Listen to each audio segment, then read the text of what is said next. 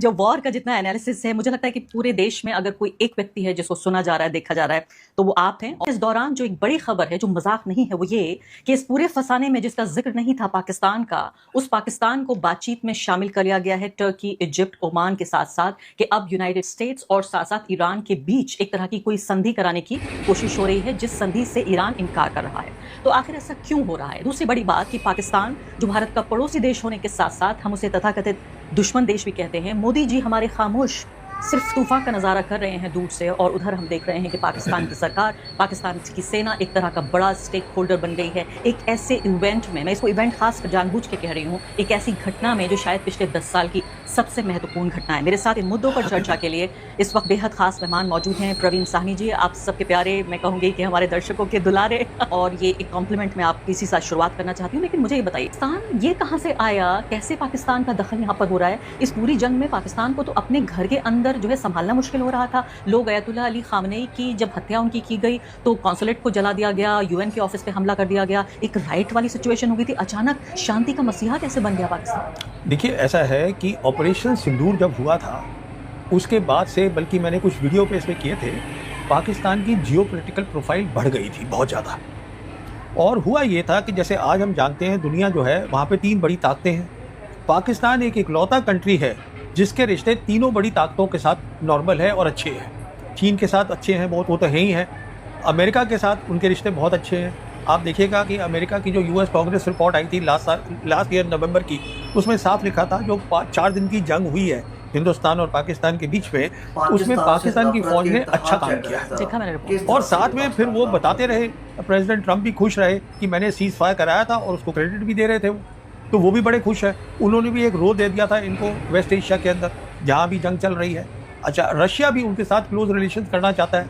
कहने का मतलब ये है कि तीनों बड़ी ताकतें, उनके साथ उनके रिश्ते बहुत अच्छे हैं। और फिर जैसे हम जानते हैं पिछले साल उन्होंने एक संधि करी थी सऊदी अरेबिया के साथ, which is the strategic defence partnership agreement that they had done with the Saudis. अच्छा, उसके बाद क्या है, ये इन्होंने शुरू से तालमेल रखा।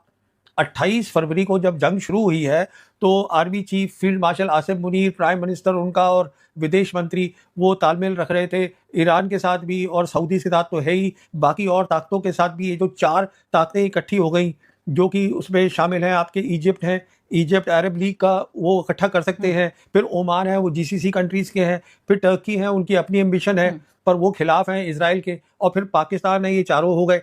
फिर आप देखिएगा कि संडे को खबर आई 22 मार्च को कि आसिफ मुनीर की बात टेलीफोन पे ट्रंप से हो गई।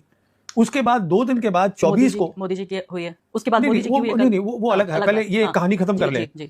तो ये कहानी क्या है, उन्होंने रिट्वीट किया उसको। हाँ, उसके बाद क्या हुआ, 2 दिन के बाद जो उनके प्रधानमंत्री हैं उन्होंने लिख दिया कि अगर तैयार हैं ईरान और अमेरिका, तो हम अपनी जो है Pakistan can be the host country, यहाँ बातचीत हो सकती है। और 1 घंटे के अंदर डोनाल्ड ट्रंप ने उसको रिट्वीट कर दिया। तो ये चीजें शुरू हुई हैं ऑपरेशन सिंदूर के बाद।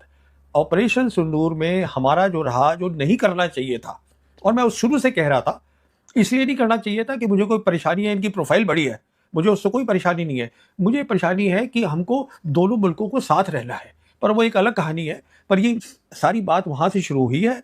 अच्छा, फिर एक तो इनकी तीनों बड़ी ताकतों के साथ रिश्ता अच्छा है, साथ में क्या है, सिक्योरिटी की बात है कि अगर ईरान की टीम आती है नेगोशिएशन के लिए तो वो कहीं जिनीवा तो जा नहीं सकती, ये लैंड बॉर्डर है, यहाँ से गए अपना पहुंच गए पाकिस्तान और ईरान का एक वो भी मिलता है कनेक्शन, बॉर्डर भी मिलता है। तो कहने का मतलब ये है कि ये बेस्ट जगह थी दोनों लिहाज से, अगर आप देखिए। जी हाँ, और मलेशिया के प्रधानमंत्री ने भी बाकायदा उनको कोट ट्वीट करते हुए कहा है कि भाई हमने उनके प्रधानमंत्री का बयान सुना है और मैं इसको सपोर्ट करता हूँ। तो ऐसा लगता है मुझे कि एक तरह से मुस्लिम वर्ल्ड पाकिस्तान को बहुत अहमियत दे रहा है। मैं आपसे सिंदूर पर भी सवाल पूछूंगी, क्योंकि जब ये कनेक्शन बैठ रहा है तो ये भी बहुत समझना जरूरी है। मैं ये समझती हूँ दर्शक जानते हैं कि ये खास पूरा पॉडकास्ट हमने ऑपरेशन सिंदूर पर साहनी जी से बातचीत करते हुए ही किया था, और आप इसको जरूर देखिए। लेकिन यहाँ पर भी मैं दोबारा ये बात करना चाहती हूँ कि मलेशिया के प्रधानमंत्री का सपोर्ट करना, तो ये बताइए कि ऑपरेशन सिंदूर से ईरान की जंग का क्या लेना देना? आपने एक बार ये कनेक्शन बताया था कि ऑपरेशन सिंदूर नहीं होता तो सऊदी अरब के साथ ये डील नहीं होती और सऊदी अरब और पाकिस्तान इतने नजदीक नहीं आते।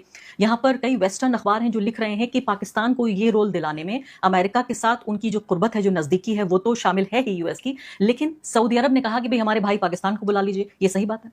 देखिए, सऊदी अरब जो है वो इस समय है दूसरी तरफ, वो है अमेरिका के साथ। पर सऊदी अरब का जो रिश्ता है, अभी तो इनका एग्रीमेंट हुआ है, पर ये तो बहुत पुराना है, सऊदीज का और पाकिस्तानियों का कोई नया तो है नहीं। अच्छा, अभी साथ में क्या है कि क्योंकि ऑपरेशन सिंदूर में जियोपॉलिटिकल प्रोफाइल बढ़ी, और देखिए तालमेल रखने में पाकिस्तानी बहुत अच्छे हैं। जैसे हमने देखा कि जब उनको मौका मिला, जब सीज फायर की बात आई तो उन्होंने फॉरेन क्रेडिट दे दिया प्रेसिडेंट ट्रंप को कि हाँ आपने सीज फायर कराया है, तो वो तालमेल भी अपना अच्छा रख लेते हैं सब लोगों के साथ।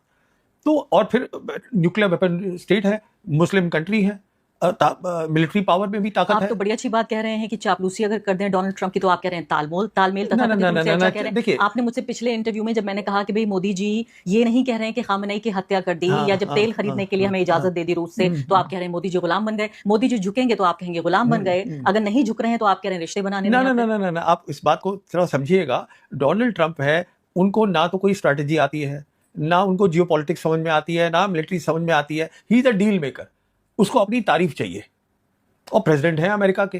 तो अगर उसने सीज फायर में काम किया है, जो कि किया है, ये भी नहीं है कि पाकिस्तानी झूठ में उनकी तारीफ कर रहे हैं, उन्होंने किया है। इनफैक्ट आप याद करिएगा जब ऑपरेशन सिंदूर हुआ था तो उन्होंने सबसे पहले ट्वीट किया था कि दोनों लोग जो है वो तैयार हो गए हैं, मतलब अब ये हो गया है, सीज फायर उसी दिन हुआ। बिल्कुल, तो उनका रोल तो था ही उसमें। नहीं तो आप चाहते हैं कि मोदी जी इस बात को स्वीकार कर लें भारत की जनता के सामने, वो वक्त निकल गया, ग्लोबल ऑडियंस के सामने, और चुनाव हार जाए यहाँ पर। देखिए वो एक अलग कहानी है, आप चुनाव इज अ सेपरेट थिंग, पर उसका वो वक्त निकल चुका है। हमारे जो है रिश्ते जो है अमेरिका के साथ जो है वो डोनाल्ड ट्रंप पर्सनली खुश नहीं है। आपने पिछले 15 मिनट में 3 बार बोला है कि जियोपॉलिटिकल प्रोफाइल पाकिस्तान का बेहतर हुआ है। मुझे आसान शब्दों में समझाइए क्या मतलब है इस बात का? जी, इसका मतलब ये हुआ कि आज जो है वो 4 दिन की लड़ाई के बाद, मैं आपके दर्शकों को ऐसे समझाता हूं कि दुनिया बदल रही है। एक ऑर्डर जो था, जो यूनिपोलर वर्ल्ड होती थी, जहां अमेरिका सुपर पावर होता था, अमेरिका तय करता था कि कैसे रूल्स बनेंगे, इंस्टीट्यूशंस क्या होंगी, वो उन्होंने तय किया कि ये वर्ल्ड बैंक है, IMF है, WTO है, UN है, ये सब चीजें अमेरिका की बनाई हुई है, तो उनके रूल चलते थे। अब दुनिया जो है वो मल्टीपोलर हो गई है और उसमें 3 बड़ी ताकतें आ गई हैं। तो अभी क्या हो रहा है कि अब वो रूल खत्म हो रहे हैं, अब नए रूल बनने हैं। जब एक वर्ल्ड ऑर्डर खत्म होता है और दूसरा शुरू होता है तो मिलिट्री ताकत की अहमियत होती है, क्योंकि रूल टूट रहे हैं। इसका मतलब है और खुली छूट मिल रही है सब मुल्कों को, तो उनकी जो अंदर की रंजिश है, प्रॉब्लम्स है, मिलिट्री पावर बहुत इंपॉर्टेंट बन जाती है। अच्छा, ऑपरेशन सिंदूर के अंदर अमेरिका ने यह तय किया है कि पाकिस्तान ने अच्छा काम किया है, बेहतर किया है इंडिया से, हमारा अपना नैरेटिव है, पर अमेरिका ने यह तय करा है, और अमेरिका जो है 3 में से एक बड़ी ताकत भी है। तो यहाँ बात ये हो रही थी कि ये जंग दुनिया को तबाह करेगी, अब बात ये हो रही है कि ये जंग दुनिया को नई शक्ल दे रही है। न्यू वर्ल्ड ऑर्डर को अगर मैं हिंदी में ट्रांसलेट करूं तो हमें नई दुनिया मिल रही है, नई दुनिया या दुनिया की नई तरतीब मिल रही है हमें। देखिए, एक बहुत बड़ी चीज हो रही है। अमेरिका, देखिए जो यूक्रेन की लड़ाई है वहां पे जो चीज नहीं हुई वो यहां हो रही है, और मैं बताता हूं यहां क्या हो रहा है। एक वो ताकत जो बाइपोलर जब वर्ल्ड थी, कोल्ड वॉर जिसने जीती, सिंगल पावर थी यूनिपोलर वर्ल्ड के अंदर, दुनिया की सबसे बड़ी पावर थी, तो 2 उनमें खास बातें थी। क्या है अमेरिका की 2 खास बातें? एक तो है उनकी मिलिट्री ताकत, इकलौता कंट्री है जिसके 800 मिलिट्री बेसिस दुनिया के अंदर है। अच्छा, लेकिन उससे पहले मैं ये पूछना चाहती हूँ कि अभी जो संधि की बात हो रही है जिसमें पाकिस्तान तथाकथित रूप से हीरो बनने की कोशिश कर रहा है, इंसाफ का, शांति का वो मसीहा, जिसे हम ये कहते हैं कि भाई ये तो टेररिस्तान है, हमें जो है टेररिज्म का प्रायोजक है, भारत में टेररिस्ट भेजता है, ये तमाम चीजें हम कहते रहे, और हम चाहते थे सिंदूर के बाद कि पाकिस्तान को अलग थलग कर दिया जाए, पाकिस्तान को दुनिया में आइसोलेट किया जाए। हमने पूरा जत्था भेजा मेंबर ऑफ पार्लियामेंट्स का, पूरी दुनिया में लोगों को भेजा, और ये कन्विंस करने की कोशिश की कि पाकिस्तान एक खराब मुल्क है। वो सब तो हमारे सामने काम नहीं आ रहा है। मुझे ये बताइए फिलहाल कि जब ये संधि तैयार ही नहीं हो रहा है ईरान, तो फिर क्या बातचीत हो रही है? देखिए, ऐसा होता है कि आपको ये भी पता चला होगा, जो रिपोर्ट आई है कि अमेरिका ने कहा है बात करने के लिए तैयार है और हमारा 15 पॉइंट का पीस प्लान है। अरे भाई, जो जीती हुई होती है साइड वो बताएगी कि मेरा प्लान क्या है, कि जो चाहती है कि, अच्छा आप सोचिए अमेरिका आज क्यों चाहता है बात करना? क्योंकि अमेरिका को लग रहा है, समझ में आ गया है कि आप ईरान को नहीं हरा सकते, ये समझ में आ गया उनके, इसलिए वो यहां से निकलना चाहते हैं। ये कब हुआ था आखिरी बार इतिहास में कि वेस्ट एशिया में एक मुल्क इतना ताकतवर हो गया कि उसने दुनिया के सबसे ताकतवर, क्योंकि इजराइल को नहीं हराया, यहाँ यूनाइटेड स्टेट्स ऑफ अमेरिका को हराया है? आप मुझे बताइए कि ये कब हुआ था इतिहास